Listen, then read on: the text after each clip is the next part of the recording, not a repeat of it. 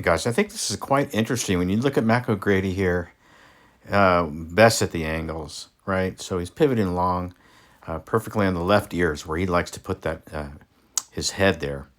Of course, he's got the 90-degree wrist set, but the interesting part here is how the left knee swings away and realigns from inside of the ankle to the outside of the ankle. Look at the left. The right leg is just hanging out right now. So he's getting into that little bit of, dual ER or Sammy Snead squat. And that's when the shoulders continue to unwind to catch up from the unwound hips. So here, the hips unwind to bring you down to P5.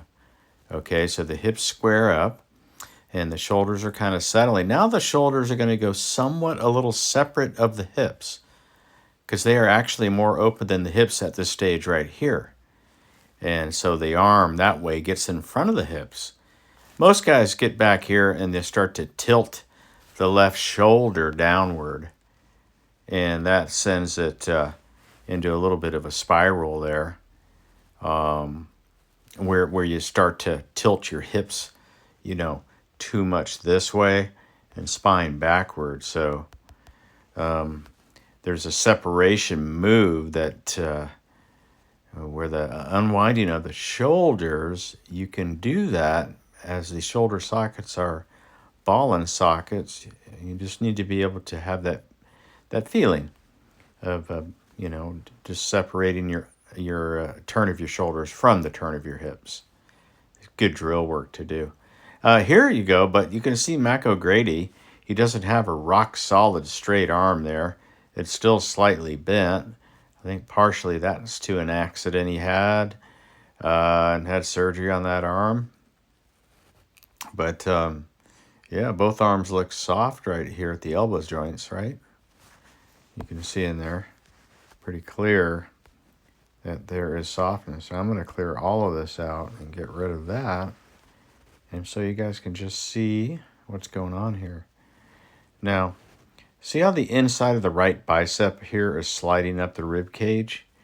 So those arms are freely going upward. And I see a lot of my students come in and the arm seems to get stuck right down here, where that area there. And the arm starts to bend because we've collided into the rib cage and not quite turning enough to let the arm slip up the rib cage to have that freedom of the arms. Hogan was the best at that for sure. So anyway, this is just a quick review of this video. I think is showing it all right here. I'm going to play it just back in slow motion so you guys can watch. Elbows in about an inch, and then it gets separated up to 2.5 inches from the side. Good lag coming down, and there's that leg work. Of course, the head still tilting down, not disrupting the neck tilt in the central vision of the eyes, controlling the CNS, central nervous system. Mac was a big proponent of absolutely getting the control tower to monitor the movements. Needs to be quiet, the head. Look at those eyes now. He's got that stripe on the hat too. You see that there? That stripe is not going anywhere right now. It is pointing here and it ain't going anywhere else. I'll remove it so now you know where it is. Right there. Boom, boom, boom, boom, boom, boom. Has not moved. Head is elevated 3 inches here. Check this out. So he's the model of how to go into extension. You can see the pelvis, the wrinkles in his slacks here. Watch him just stretch out. And you see the LPGA Tour players doing that the most. Got the pelvis widening vertically here. It's almost like the belly button pulling away from the bottom of the trousers under the zipper there. Stretching that out. Look how level the hips are this way now. That's pretty impressive.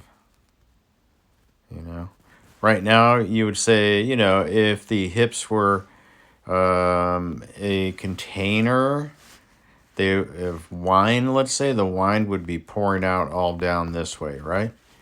But Mac goes into his extension, re-levels the hips, and actually they're like this. The wine would be pulling back here. And most amateurs have the opposite.